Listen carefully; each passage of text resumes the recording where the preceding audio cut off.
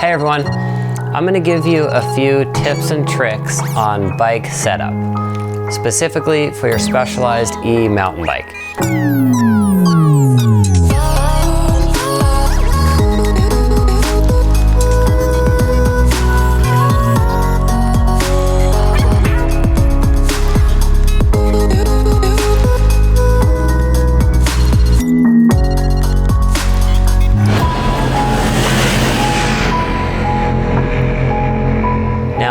Over time, I've realized that all the bikes you get from Specialized, when you pull them out of a box or you get them from a dealer or a friend, a used one on, it's a secondhand bike. However you get the bike, I've noticed that there's a few things on the bike that can be done to make the setup of the bike much better. And this is something that I've figured out over time. Whenever I get a new bike and pull it out of a box, I always have to do these things, and I've noticed it.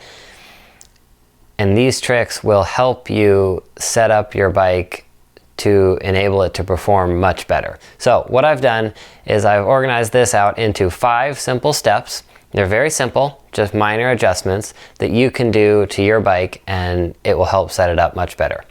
So let's take it from the top. The first thing that you should do to the bike is look at the suspension. That's the most important thing out of your bike. And the way you tune your suspension changes the feel of the bike more than anything. Now, suspension in itself is a whole new video.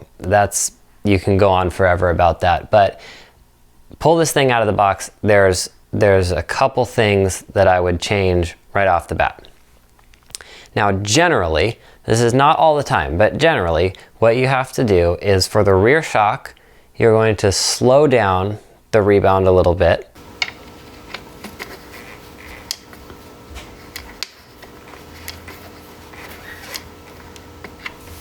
And for the fork, you're going to speed up the rebound a little bit.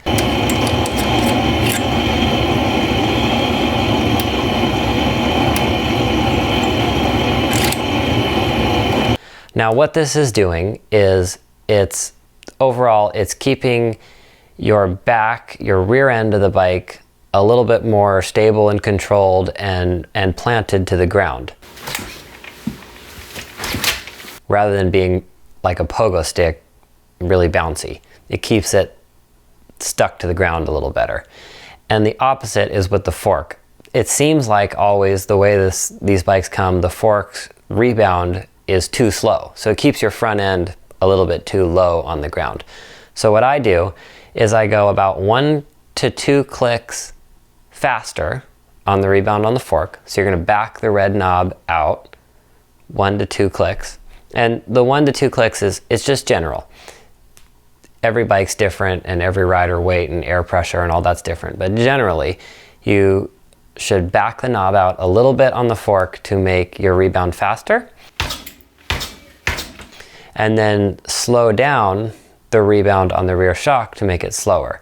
For the rear shock, I recommend about 2 to 3 clicks. Again, overall what that's going to do is it's going to keep your front end up and a little more lively, and keep your rear end of the bike a little bit more lower and glued to the ground. Just gives you a better bike performance. Okay, that's suspension, that's number 1. Let's do number 2, and I think this is probably the second most important thing. I always have to do this. For some reason, whenever you get a bike, the brake levers on the bike are always flat. They're tipped up a little bit too much. And what I like to do is tip them down so the angle is a little bit steeper on the bars. The reason for that is because when you are in your riding position, usually when you're standing up on the bike, riding downhill, your arms will be in line with the brake lever. And that's the way you want it. You want, generally, it's not perfectly in line, but you want to keep the angle of your forearm coming down to kind of match up with the way the brakes are pointed on the handlebar. If the levers are too far up, you have a weird wrist bend that is not very good. It kind of creates some pain riding, and You know, it works good on super steep terrain, but if you tip your levers down a little bit more, it will make a much more natural feeling, and it's a little easier on your wrist. Okay, that's number 2. Number 3 is the same thing in the brake levers. We're going to slide the brake levers inward on the handlebars a little bit. They always come a little bit far out, and there's nothing really wrong with that, but it's kind of set up for as if you were grabbing the brake levers with, you know, 3 fingers or something. That's not what you do.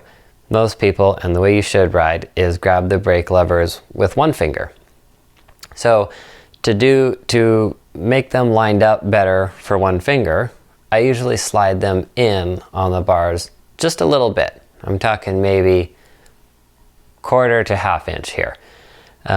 It just lines them up better because you want your pointer finger to be all the way at the end or the outer side of the brake lever. So just slide them inwards on the bar a little bit. And if you want, you can bring your shifter with it. Usually the shifter is tied to the lever, and that's fine. Bring the shifter in, it will line it all up a little bit better. Okay, number 4. Now this is something that I don't always do, but more often I have to roll the handlebars back a little bit in the stem.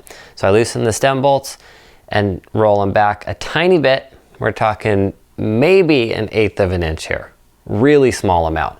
But what that's doing is it's sort of centering your weight a little bit better. It's keeping it a little bit further back. It seems like when the bars are rolled forward, it kind of gives them a weird bend, and there's nothing really wrong at all with them being forward, but I think the bike operates a lot better when they're slightly rolled back. So just, I like to kind of think of it as the little rise in your handlebars should be in line with the angle of your fork, more or less. Just kind of gives you a little bit of reference.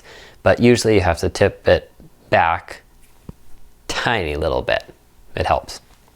Okay, now the 5th thing is right up there with suspension. It's one of the most important things, and this is something that I do all the time on all my bikes, is I tip the seat a little bit further forward than normal. So if your bike's sitting on flat ground and you raise the post up, the seat should be level or tipped forward a little bit.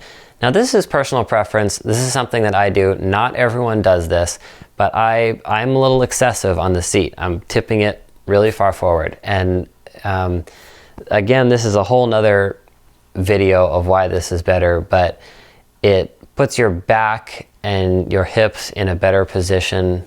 It keeps your weight further forward on the bike when you're climbing hills.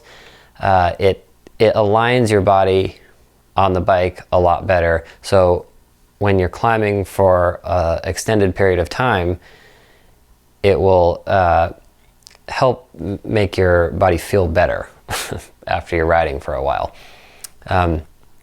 Anyways, so a slight tip forward in the seat helps a lot. And again, if the bike's sitting flat, I usually put the seat, so the seat's a little bit more forward than level if the bike's on flat ground.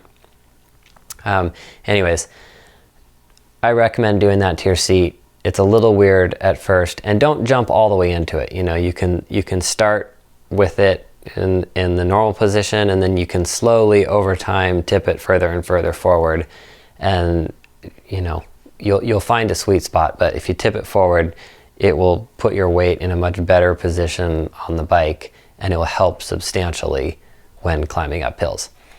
Okay, so that's it. Those are 5 tips that I do to my bike. If I'm borrowing demo bike, new bike, used bike, whatever, I always do these things to the bike, and it helps so much. A lot of people get on my bikes and they're like, man, your bike feels great. Probably because of these things. So once you get that new bike, I highly recommend doing this. It will help your bike set up a lot. Okay, you guys, thank you for watching. And if you have any ideas for future videos, any questions you have, leave it in the comments. I'm happy to answer them, and I'm always looking for new ideas. I try to sort of answer all the questions that you guys have. You have great questions, and and doing my best to answer them. So thank you guys for watching, and I will see you on the next video.